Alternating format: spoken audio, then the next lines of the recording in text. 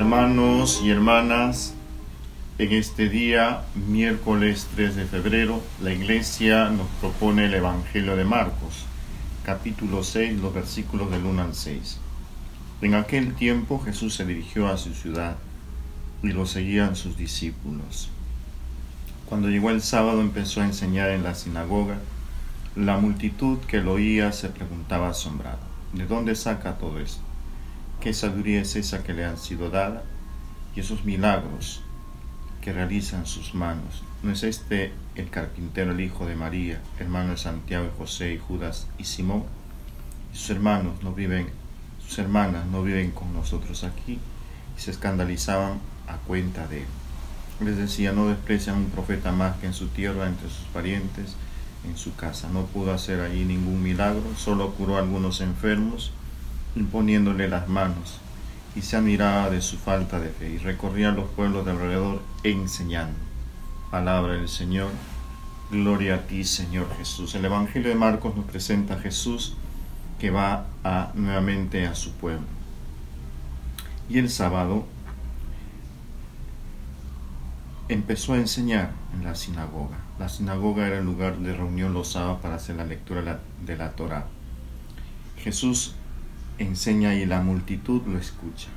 Y esa pregunta, muchas veces el tema clave para entender todo este texto, es: se extrañó de su falta de fe. No creían. ¿De dónde saca todo esto? La sabiduría.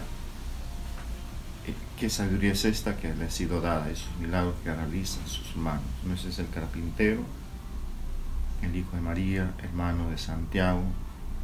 Sus hermanos lo ven con nosotros y se escandalizan de él. Jesús dice: no desprecia más que a un profeta. Jesús enseña. El Evangelio de Marcos tiene esta característica, ¿no? Ha llegado un tiempo nuevo. Conviértanse y creen el Evangelio. Así empieza la predicación de Jesús. Pero el asombro por su falta de fe. Dice ahí el texto: Jesús no pudo hacer allí muchos milagros, solamente curó a algunos enfermos. Se extrañaba por la falta de su fe. Y él recorría los pueblos alrededor enseñando. ¿Qué importancia tiene para nosotros, discípulos de Jesús, saber enseñar? Pero enseñar no solamente con las palabras, es el ejemplo de nuestra propia experiencia de vida, ese encuentro con Él que necesariamente tiene que cambiar nuestra vida. Y de ese encuentro pues tenemos que expresar, tenemos que testimoniar al mundo la misericordia, el amor de Dios. Y por eso es muy importante entender presente. No pudo hacer allí ningún milagro por su falta de fe. Muchas veces también la persona que es conocida llega a su pueblo, te desprecian si te conocen realmente quién eres, ¿no? Sobre todo porque Jesús es de una familia humilde, sencilla. Por eso dicen: no es este el hijo de María, no es este el carpintero, ¿no? El oficio de su padre adoptivo José le enseñó la carpintería. Y así Jesús no sigue las enseñanzas, ningún escriba le enseñó. Toda esa sabiduría procede de Dios, porque es Dios hecho hombre. Entonces se admiraba el asombro, la forma de enseñar. También sabemos que Jesús enseña con parábolas, con comparaciones. Y es allí donde radica la autoridad, y su autoridad se manifiesta en esa coherencia, y sobre todo también porque expulsa a los demonios. Solamente ahí curó a algunos enfermos. Jesús es rechazado y por eso ningún profeta es bien recibido en su pueblo. Así es.